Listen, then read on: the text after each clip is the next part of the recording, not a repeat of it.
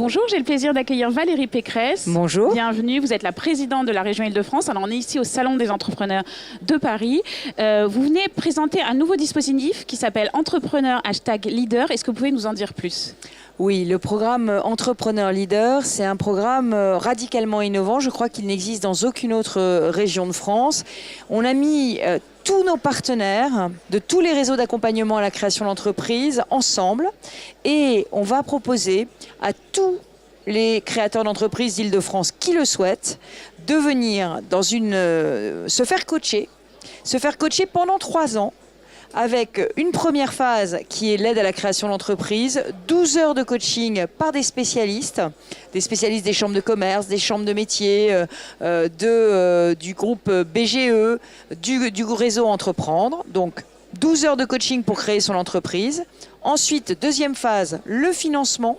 Le financement avec des prêts d'honneur, des prêts à taux zéro, avec tous nos réseaux d'économie sociale et solidaire qui existent déjà, jusqu'à 120 000 € de prêts à taux zéro.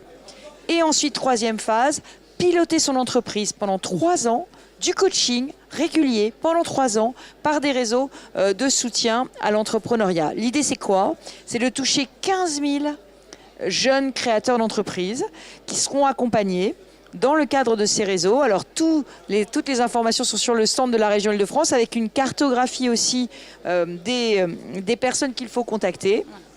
Et puis, on espère aussi, comme ça, passer les 5 années fatidiques. Vous savez, ce seuil des 5 années.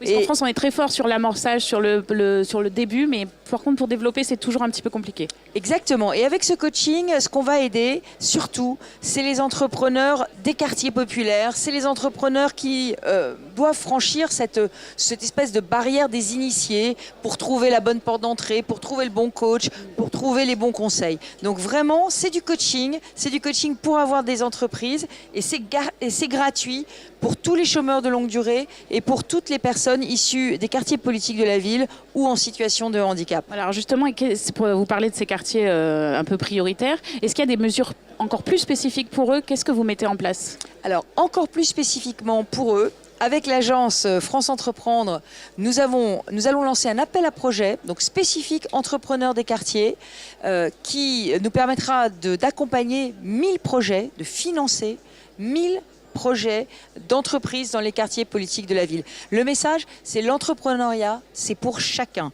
Et nous aidons aussi les commerces de proximité à s'implanter avec le fonds quartier dans les quartiers politiques de la ville parce que nous voulons revitaliser ces quartiers, leur redonner leur convivialité et donc c'est de l'aide à l'ouverture de commerce dans ces quartiers. Alors j'ajoute un petit mot sur les femmes.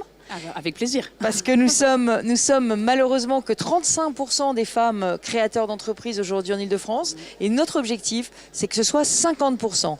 Donc comment vraiment, alors moi j'ai demandé à tous nos réseaux partenaires, donc tous ceux qui vont faire Entrepreneur #Leader, nous leur avons demandé d'aller chercher aussi des femmes pour les convaincre de créer leur entreprise. Donc, ils vont le faire dans tous leurs réseaux partenaires, d'écoles, de centres de formation, de CFA, etc. Donc, ils vont aller porter la bonne parole pour que les femmes comprennent qu'elles peuvent aussi prendre des risques.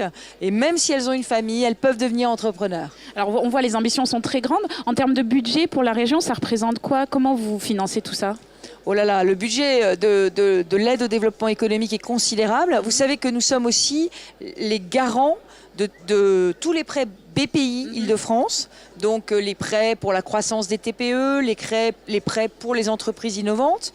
Et puis, nous avons des dispositifs spécifiques à la région, TPUP, InnovUp et PMUp, qui sont, alors là, des dispositifs, j'allais dire, plus classiques, d'offres de subventions. Donc là, vous déposez un dossier à la région et vous pouvez être aidé pour la transition numérique, pour la robotisation, tout ce qui est investissement dans votre entreprise. Alors la région fait beaucoup de choses, mais qu'est-ce qui manque encore selon vous à l'écosystème global des entreprises françaises ? On parle aujourd'hui beaucoup du fameux pacte du gouvernement. Qu'est-ce que vous aimeriez voir figurer comme mesure dans cette nouvelle loi ?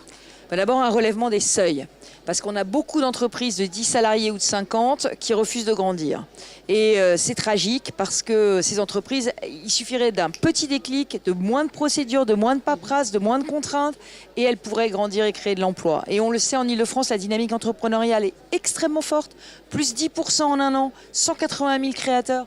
Donc si on les aidait, ce serait très important. Donc ça, c'est la première chose. Deuxième chose sur la TVA quand même. Si je regarde avec le Royaume-Uni, parce que j'ai quand même pas mal comparé avec le Royaume-Uni, ils ont une déclaration trimestrielle et ils ont 7 cases à cocher, alors que nous, je crois qu'on en a 17 et c'est mensuel. Donc vraiment, un peu de simplification. Simplification, c'est très important. Et puis dernière chose, on va supprimer l'ISF PME. Je crois que ça, c'est une très mauvaise décision. Et si on pouvait le remplacer par au minimum un IFI PME, c'est-à-dire sur l'impôt, sur la fortune immobilière, permettre à ceux qui vont continuer de payer l'impôt de continuer à investir une partie de cet impôt dans les PME, je pense que ce serait toujours bon à prendre pour nos PME qui cherchent toujours, j'allais dire, des business angels. Valérie Pécresse, merci beaucoup.